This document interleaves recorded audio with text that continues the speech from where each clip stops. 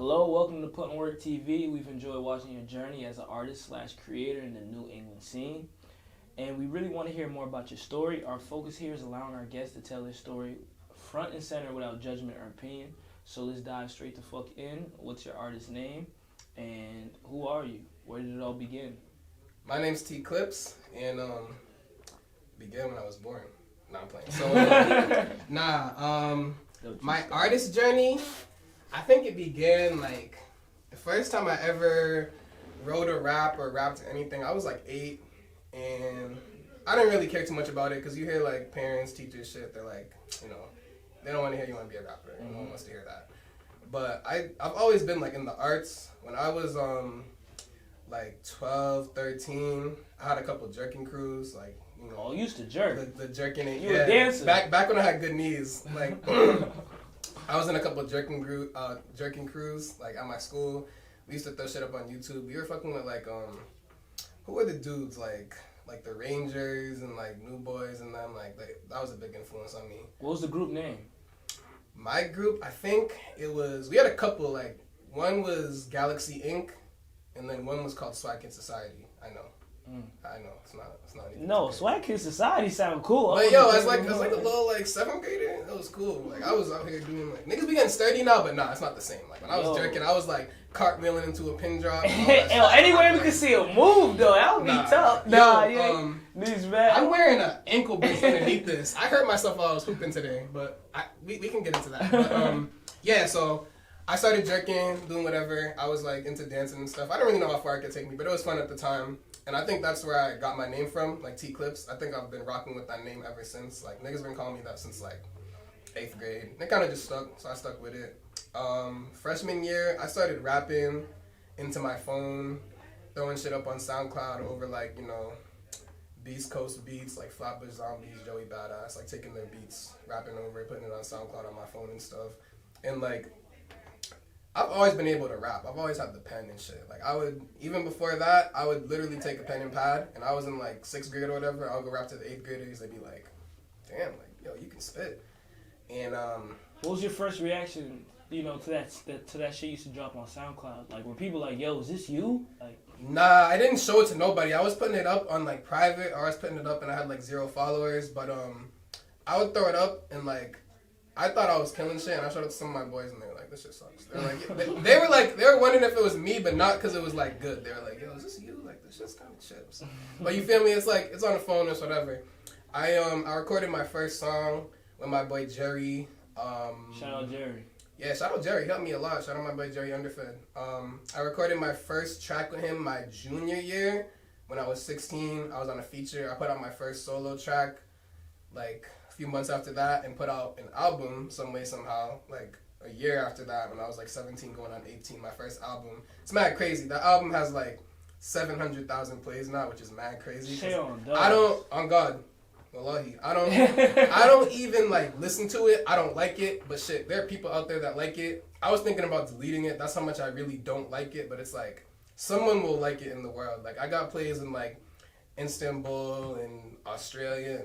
Somebody's messing with it. I don't listen to my old shit. Like if it's something I made like pre-2019, I probably don't listen to it. But if you do, so 700,000. How do you feel about that? Do you feel like that's something you would? I feel like Kobe. Like you feel like you ever see that Kobe interview when he was like up like 3-1? He's like, job ain't finished. Like that's how I feel. I'm like, job ain't done. I don't even like this music. Like think about the shit that could happen with the songs I actually like shit that I actually put a lot into. I was going to a real recording studio for it. I was paying a lot of money to record, but anyone who makes music knows that like how good the studio is a very like minimal part of how good the music's gonna come out. If the mix is shitty, the mix is shitty, but like it comes from the artist, comes from the producer. But I've still been like working with the same people, like the same producer that was producing for me on the first album, like my boys and myself, still with it. So it's a grind. It's a slow grind. So what was it like growing up where you're from, and how did music alter and impact your life? So you might have grew up in an environment where you had pressure to be a certain way to fit in, or to even get in a certain social circle. You got to adhere to certain behaviors for them to even think that, you're solid. So how did music alter your life in the environment that you came from? I think music was And where did you grow up? One of, if not the biggest influence on like me, my circle. I grew up in Malden, Mass. I lived in Summer for a little bit, but like, you know, I claim Malden from the den type shit. Yes, sir. But I think it was one of the biggest influences on me and my circle. So I grew up, you know, I'm 22 now. Back when I was in middle school, early high school, that was when like Chief Keef and GBE and shit started blowing up, and like everybody was on that. But like I grew up in like the mixtape era, like all the hot mixtapes, like Chief Keef, Currency, Lil Wayne, Waka Flocka. Like it's a big. Who was your favorite? Who was my favorite at the time? I was big into like Fredo and Lil Durk. Like I still mess with Lil Durk, but that's who I was big into at the time. Sure. And Lil J, all of them. I was big in like the Chicago trap scene. Wasn't the best influence for me or my friends. Some niggas still ain't get out of it. Some niggas still think they living in Chicago. Massachusetts ain't that bad. I mean, we got some Massachusetts parts, ain't that bad. We got a couple parts, but like PSA, Massachusetts is not the trenches. Even if you live in the trenches, just go up the street. You feel me? Even over here, there was a nigga smoking crack, like right outside. Literally, I swear to God. It's like, you go up the street, bro. Don't worry, we putting in work in the epicenter of Boston. But it had a big influence on me. But after that, I also was influenced by like a lot of I don't even know the words to describe it without being like pretentious, but like psychedelic type artists. Like after that, once I got into high school, I was big into like Joey Badass, the Underachievers, Flatbush Zombies, like a whole bunch of like lyrical shit. And I feel like that definitely turned my life around and turned like my writing process around, just from like a lot of influences. Like I was very influenced by like the lyrical niggas that were coming out in like 2012 to like 2016, even still. And even now, I'm still kind of like, I don't know, the music everyone be listening to, I can fuck with some of it, but not all of it. Like, I'm not big into like drill or like pop. You're not a mainstream dude. You listen to out the box stuff. More or less. I'll fuck with some mainstream shit. Like, there's some, everything don't gotta have a purpose. Everything don't gotta have substance. There's sometimes I'll put on some shit and I might put on some like Cardi or whatever, some niggas just talking, and it be bumping. But like, my favorite type of stuff is stuff that does have substance, stuff that has like, you know, good beat to it, good rap. But at the end of the day, like I like what I like. It's crazy though. It's a very big spectrum. But I listen to whoever, and it's not even all rap. I listen to R&B as well.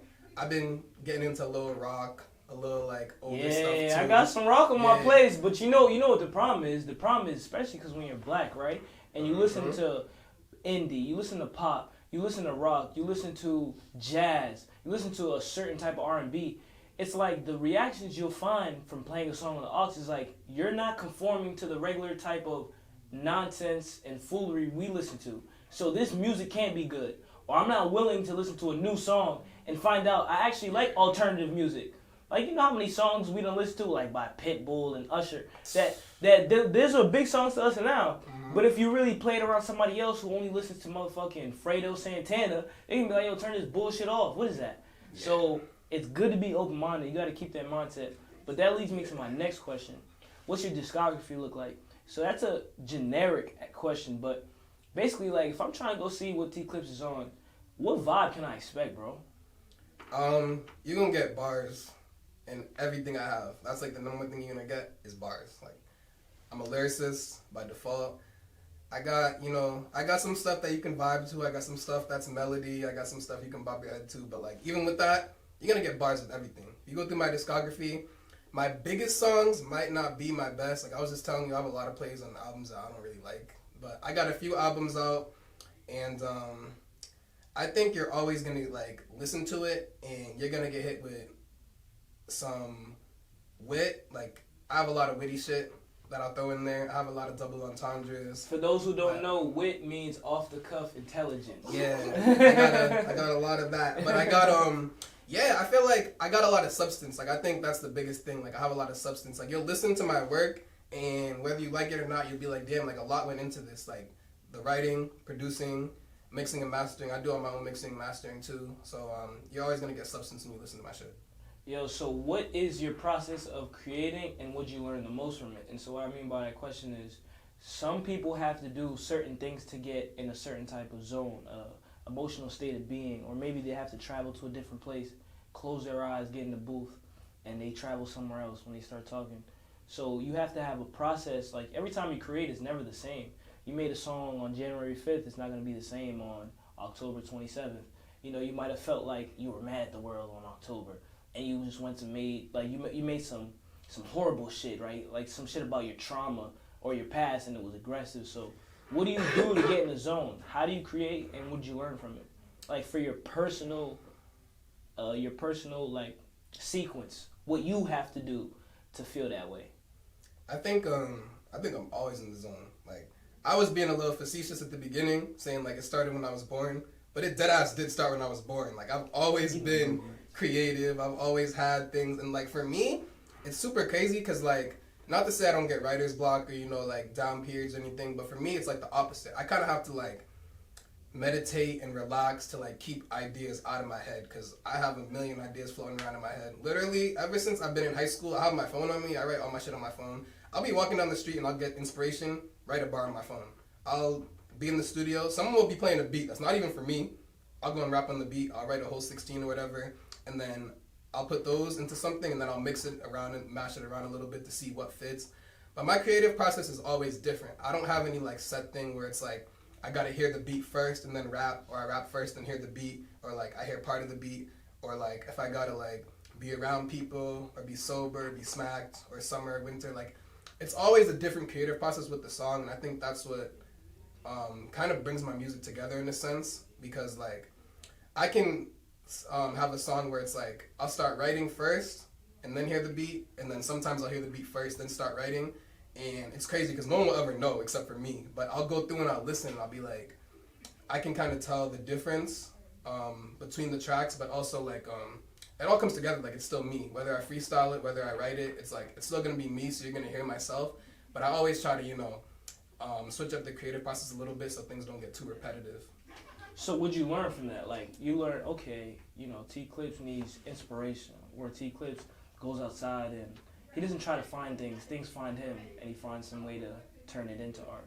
That happens, yeah. I get inspiration from everything. Like, I think the biggest things I get inspiration from are the content and media that I consume, my experiences that happen to me like in real life, past and present, and then also like, it depends on what type of beat I get. Like sometimes I'll get a certain beat and I listen to a ton of music. I'll have a vision of an artist that inspires me, and I'll be like, I'm gonna try to rap like him a little bit on this, or I'm gonna try to rap like her a little bit on this, or I'm gonna like try to mimic this cadence without obviously being a copycat, still bringing my own shit to it. But I get inspiration from everything. Like I'll go watch a kid's movie and be like, damn. I'll go watch the Lorax or something. Like, yo, like Lorax lit though.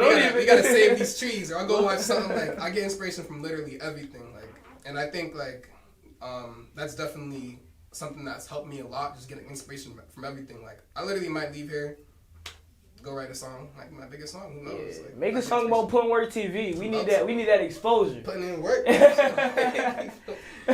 That leads me to our next question. What do you try to give your audience with your music?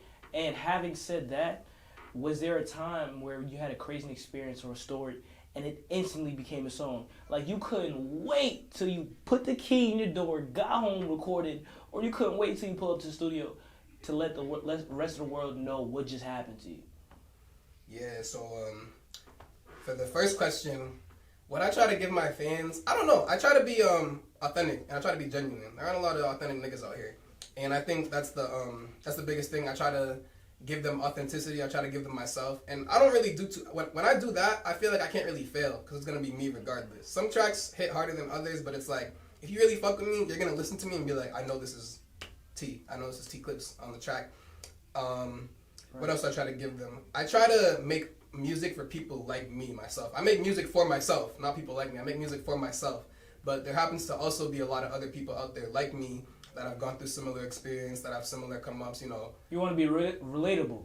Yeah, relatable to people like me. Because, okay. like, you know, when am I going to go make the same shit like 10 times for it? Like, we already got this, we already got that. So, you know, y'all better hear me. And the second question, yeah, there's been a ton of times, honestly, where shit's happened to me and I've, like, went to go make a song about it. The first thing that came to mind, I have this song called Unbreakable. It's off my second project called Solstice. And that song, the second part about it is describing like one of the first or one of like the most major times when I experienced like damn near police brutality. Like, he didn't put his hands on me. Wow, what happened? But he did, like, everything else. So I mean, like, context. Yeah, so I was with a shorty, and it's so crazy because I've done so much. Starts with a shorty. It wasn't her fault for once. I've done so much shit that I've like gotten away with, not gotten caught, for better or for worse. But like I was just with a girl, right? I pulled up behind the school. I wasn't doing anything. I wasn't about to get freaky with her. I wasn't about to do nothing. I literally pulled up behind the school. Wasn't gonna smoke nothing. Went to go take a piss. I came back. There's a cop next to me. Long story short, he's like, "Is this your car?" I'm like, "Yeah." He's like, "I'm thinking I can just get in and go home." He's like, "Yo, this is a restricted area, whatever." He just starts going like full-fledged, like authoritarian. He's not using no logic. He's literally just using his authority as an officer. So Shorty's still in the car. I'm outside. And I'm holding my ground. I'm not being a dummy, but it's like, you're not about to like come in here and talk to me like this. He's asking me where I live and shit. I'm like, bro, like, I'm just literally here. You didn't even know what I was doing. I ended up telling him the truth of what happened, and this nigga still didn't let me go. He's like, towards the end, he just started getting very, like, violent. It was kind of like good cop, bad cop. There was one Hispanic nigga who wasn't helping me out at all. Fuck that nigga. I'm like, yo, come on, you're Hispanic. You gotta help me out. And this white dude who looks like, he's one of the typical ones. He got the mustache, looks like he beats on his wife and shit. He's out here telling me, shut the fuck up, shut up, sit down, this, and this. And I'm like, my pride is like coming up, but I'm like, nigga, I need to get home. You feel me? I need to like get home safe. And long story short, he violates so many rules, man. This nigga goes in my whip without a warrant or without probable cause. He's telling me I'm breaking the law. There's like 20 cars in the parking lot. I'm like, Shorty, bro, what about... Shorty's still there with you? Yeah, she's in the car. I'm like, what about all these other cars? He's like, yo, they're not here. I'm like, that doesn't mean they're not breaking the law. He goes in my shit. He takes the Shorty's thing. This nigga tells me, and Shorty wasn't white, but she was fair-skinned. He literally comes and he tells me, he's like, bro, if it wasn't for getting this girl home safe, you would have gone home in handcuffs tonight.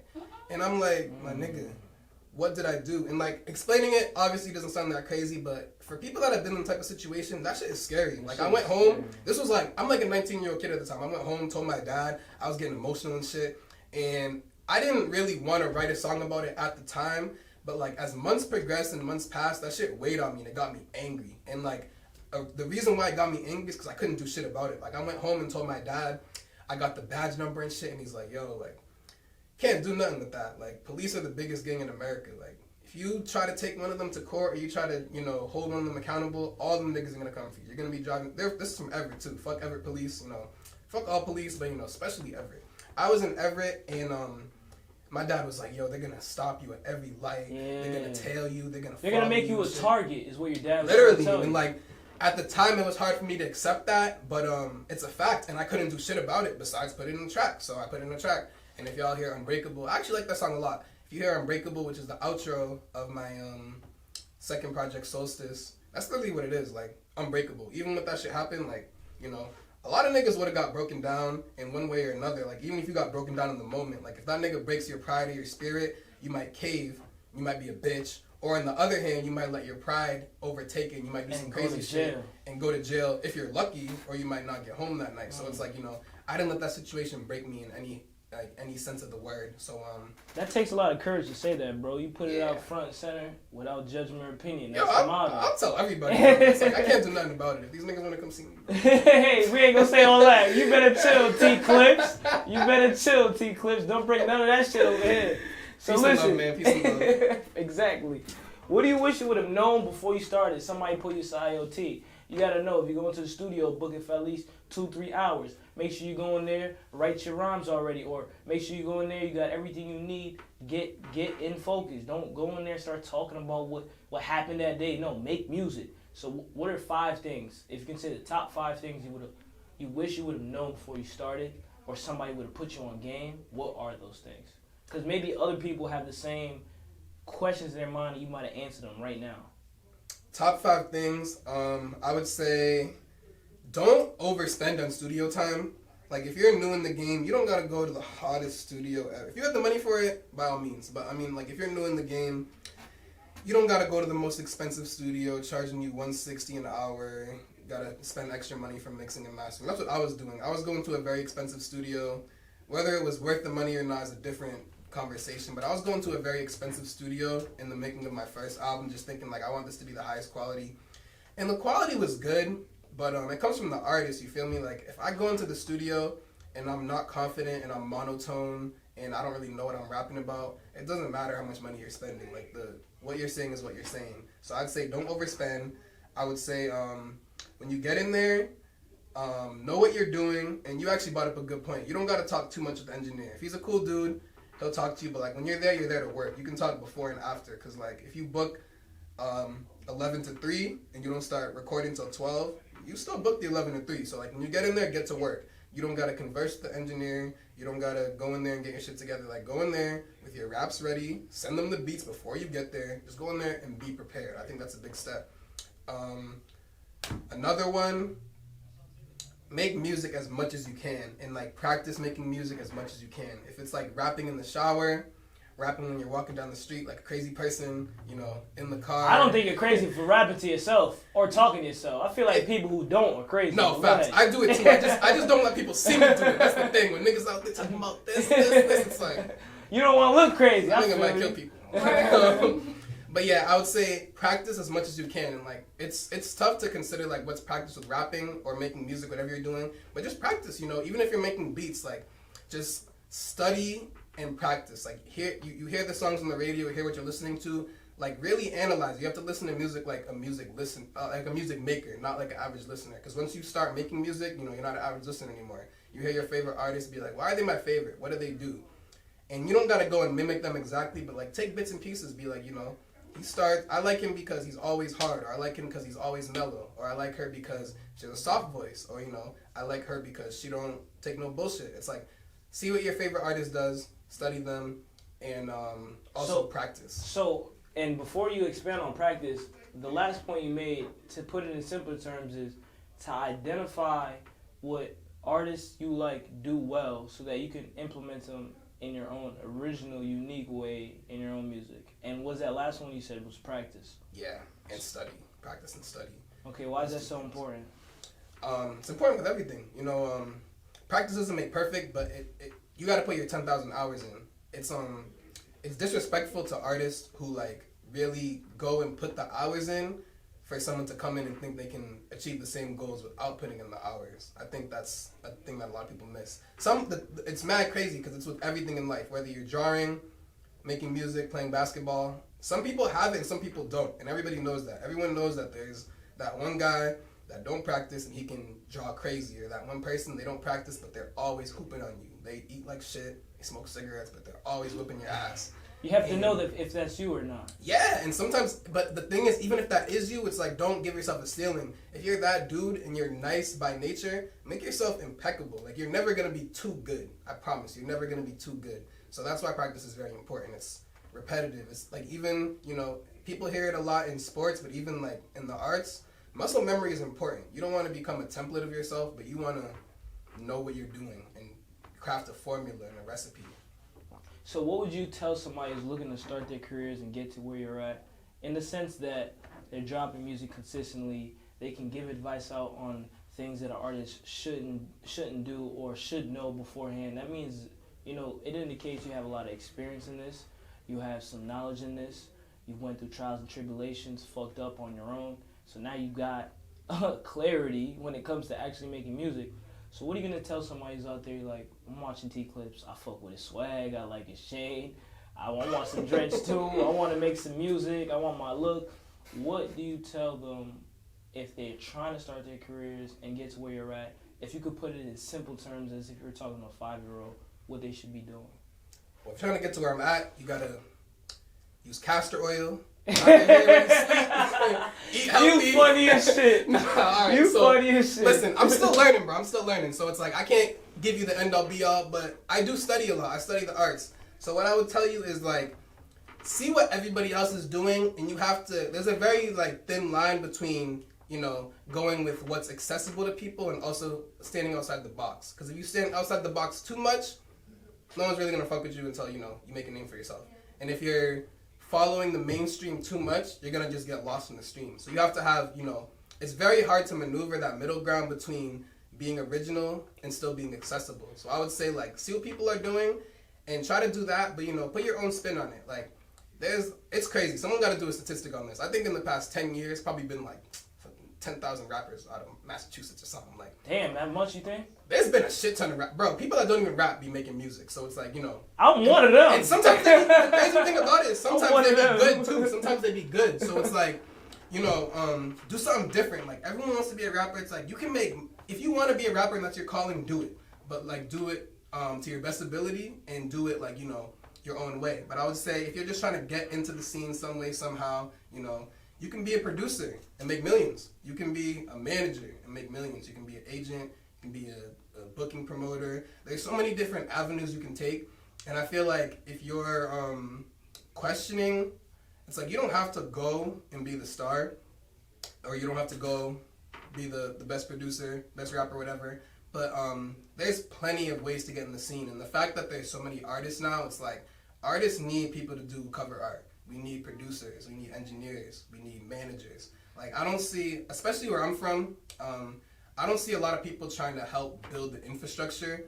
I think everyone wants to go and be a star, and it's like you got like 100 Batmans running around. You feel me? Like no Robins. We need a Robin. We need an Alfred. you need a Catwoman. We need people Dick Grayson to bring it all together. But what I would say, if you're like really trying to be a rapper or really trying to be a producer, you know what you want to do? I would say, you know, going back to my first point, you got to maneuver through being accessible, but still like thinking outside the box and be consistent. Consistency is the biggest thing. Something I still struggle with. Be consistent. Even if you're not super nice, consistency will show you results. Like I know everybody be seeing TikToks or IG Reels and you're like, yo, this nigga's not that good. But he's always in my face. Mm-hmm. Pause. Like he's not that good. Pause. But I'm always seeing him. Or like, you know, like, yo, this shorty's not that pretty, but she got everyone in her DMs. It's like confidence and consistency. Like those two are very, very important if you're trying to make it.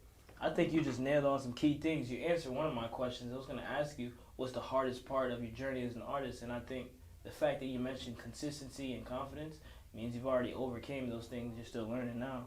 So yeah.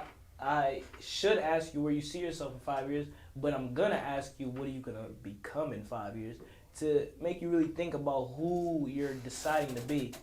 And also, where do you see the New England hip-hop, rap, art scene in the next 5 years? And it's not so much about breaking into the industry, but are we going to get some respect? So I have those two questions for you. Yes, the next 5 years, God willing that I'm alive and well, I want to be, I don't know, I kind of want to be doing the same thing I'm doing now. I just want more people to see me, and I want to improve on what I'm doing. So I have a studio in Woburn called Zen Studio. Shout out to Zen. Shout out Zen Studios. I want that to be like a full-fledged platform and physical area where artists and people alike can, you know, come and create, be creative, connect, network, all that. I also think in the next 5 years, I want to, outside of like, you know, music and stuff, everyone wants to like, you know, blow up. Like I want to improve as a man. I want to take a lot of different career paths. I want to do a lot of different stuff. Like I feel like a lot of people, they're like, I want to be a rapper and that's it. And that can be like, let's say you make it, it can get a little depressing just doing that. So it's like, I want to do a lot of different things. I'm into animals a lot. I'm into helping people out a lot. If I have the money and the funds, I would be into philanthropy. So I think in the next 5 years, I want to improve as an artist, as well as a man and a human being, maybe a father, maybe a husband, God willing. And I think the scene, the New England scene, I think it's just a matter of time. It's bubbling. We got a lot of artists that are making big moves out here, like really big. And the top is so close. Like I have friends that are cool people in the industry. I have people that are like, that live like down the street from me that have connected with some of the bigger artists, Joyner, Bia, Millie's, you know, the hot artists. It's literally mad close. The top is right there. And I think once we start to come together as a collective and build it up, like there's like, it's like a pyramid, you feel me? A couple people at top that are hot, a couple people below them that are like kind of hot, and there's a shit ton of people trying to get hot. And I think once we just elevate the entire pyramid, we can be just like Florida, we can be just like New York, just shitting out artists that are in articles every day, as long as we're doing like good shit. Sometimes, I think like promo is promo, whether it's good or bad. I think that was very fucking inspiring in my opinion, because now I have complete confidence that we'll be alright. I think we'll be straight. You know? And so so there's two moments I'm asking for here. Number one, you're in Put in Work Studios, so you got to tell us a put in work moment where you banged out 2-3 projects, where you're on a time crunch, and you ended up making a fire song where you had your friend play a song back 2, 3, 4 times, like, yo, bro, I need this, begging you for a audio file on iMessage. So first, tell me your real put in work moment where you felt that adrenaline go through you and you felt that confidence where it's like, damn, this gave me a rush, this made me feel good. And the second moment is, what's the most substantial moment? What I mean by that is the moment you will tell people about at a family dinner, a story about your, your show, or a big party you had, or you saw somebody in the crowd singing all your lyrics, and you don't know him from a crack in the ceiling. You're like, who is that nigga? He knows all my lyrics, and he the loudest. Yeah. So give me those 2 moments. I think a put in work moment, I've been mixing and mastering my own stuff for the past few years, and I feel like I got one of those moments every time I record. So, or like every time I put together a project or an actual piece of work. I think a put in work moment for me was when I was making my second album, Solstice. I got the cover, so it even started with the cover art. Like the cover art, I bought a painting off some dude in Boston, homeless dude. Gave him some money for a painting, and I took it and I blew it up. That's what the cover art is for Solstice. It's a painting. Where'd you see the dude? He was by like the new Chick-fil-A, you know that area in Boston. He was sitting out, he had mad paintings. I'm like, yo, first of all, these are hot, and I also gotta support this nigga. So like, I'm gonna go. It started with the cover art, and then that was the first album that I was like going and mixing and mastering my own stuff. So I'm literally just going in the fire because I'm like, I'm not about to pay $100 a song type shit for this. I got like 10 songs on it. So I went and I mixed and mastered everything myself. I used a little bit of E-mastered, but that was like a real tough moment. Like I got stuff I recorded in my crib, stuff I recorded in college dorms, stuff I recorded in basements. I got beats that I made, beats from people across, the country. I got features on there. I have like interludes and samples from people. Some people I'm still cool with, some people I'm not. It's crazy. So I feel like that was a real put in work moment. When I was doing that, it was like, I don't know if I could do that again. Like my head was just down and grinding. And also, another one, my most recent album, Son of Luna, produced, wrote, mixed and mastered, no features. That shit is hard. Like, it's a hard album, but it's hard work. Like, it only has 7 tracks, but that's like, it's so crazy. Like 7 tracks of like, just all you, no features, no help on beats. I literally didn't have help on anything besides the cover art. I got someone to do the cover art for me, and then everything else I did myself. That shit took me like 2 years to do. 7 songs. But I feel like I had to put that out because that was like a part of me. It's all me. And second question, a significant thing that happened to me, or something I would tell. A braggadocious moment. Like, yo, mom, this happened. Yo, cuz, just... Let's see. I went to Brugger's Bagels the other day. I was at my studio. I was putting in like a 4-hour session. I didn't have time to go home. I went to Brugger's, and I went to the front, and this shorty was like, "Are you T Clipse?" And I'm like, just like that. You like, she not talking to me, right? I don't know. I think I'm the only T Clipse. I was like, yeah. And she was like, I went to your show in wherever. Like, I've been doing mad shows this year, so I can't even remember. I think I seen her in Woburn, and the show she was telling me about was a showcase that we did. I think it was in Lowell or something with the Zen. All my bros did it. I'm just like, and I didn't even see her in the crowd, so literally it happens. Like, I wouldn't know her from cracking the wall. I'm like, what? She didn't give me no discount or anything. My shit was he had to throw that in there. She ain't blessed. Outside of that, another substantial moment, it's kind of like happening right now. I like just getting a lot of engagement on songs that I have. Like I said, the first album I ever made, I made that when I was 17, bro, not even 18, and it's like, it's pushing 1 million streams on the whole thing, which is crazy. And that's like something that I would go to the dinner table and be like, damn, because it's like, for me, I'm still, not where I want to be yet, but it's like, I'll see a lot of artists from my city, like, passing me by and shit, and it's mad crazy, because, I'll go and check, like, over the past year or so, I've had a lot of good engagement on my music. I'll go and check my Spotify or something, and I'll see, like, 4,000 streams, and I might look at this in 5-10 years and be like, that ain't shit, but I'll go and I'll check, like, 4,000 streams in a day, and I'm like, that's crazy. I'll go and tell people at the dinner table, and they'll probably think it's like, it's nothing. Some TikTok shit or whatever, but I'm like, this is like shit that I made in my room. I'm getting paid real money off of it. Like, I own all my masters. I produce this shit. How important is that too? Owning your masters and actually getting paid from all the basement work, the college dorm work, you put it to DistroKid. How important is that? I think it's only as important as, you know, you allow it to be. I think at the level that we're at right now, a lot of people don't really do much with their masters. It's like you're going to get paid off of your distributor. You might get paid off of YouTube, performance royalties. But I think what's more important than that is, like, you know, building connections and stuff. And obviously, like, as a producer especially, you got to, like, make sure everything's set in stone. Because if that happens, like, let's say I made a song that blew up and you made the beat for me and we never talked after that, it's like, I'm not giving you nothing. I'm not reaching out. So it's like, I feel like you have to sit and think that every song can and will blow up. You got to get all your paperwork together. You got to get your shit together. Don't be a weirdo about it. Don't come and be like, yo, like, sign this paper. Like, but just, I think once you get farther in the game, once you start talking about record deals and, like, sync licensing, masters are very, very, very important. Like, if you're getting to that point and you're starting to bubble as an artist, always keep your ownership. Ownership is very, very important. But I think right now, it's like, you're going to have your masters. Nigga makes a song in his room, puts it up. It's like, you're going to have them shits.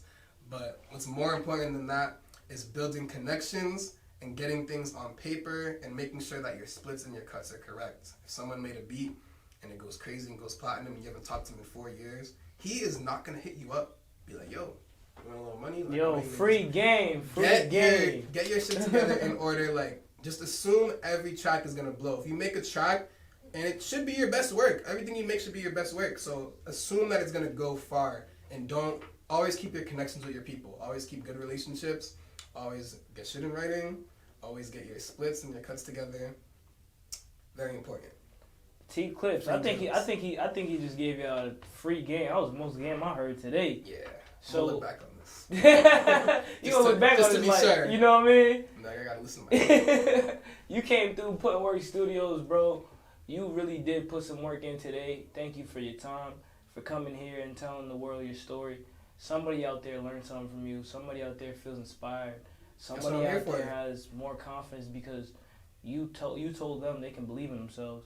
And if there's any last words you want to say, you know, if you want to shout out your moms, your little girlfriend, if you want to show somebody this later, you got to shout them out. Say whatever you got to say right now. Business ventures, just give them a little 1-2 punch. I love my mom and my dad. They ain't too supportive of the music shit. You know, I ain't stressing. Once I get popping and get hot, I'm going to repay y'all. Don't worry. Shout out to Zen. Shout out all my boys in Zen Studios. Shout out to Den, Big Den shit. Shout out Orphrey. I don't got no Orphrey shit on, unfortunately. But peace and love. And yes, definitely believe in yourself and definitely put in work. Those two combined, hard work and believing and prayer and manifesting, those things together will get you results. I promise, eventually. That's all I got for y'all. PUTINWORK TV. This T Clipse, y'all.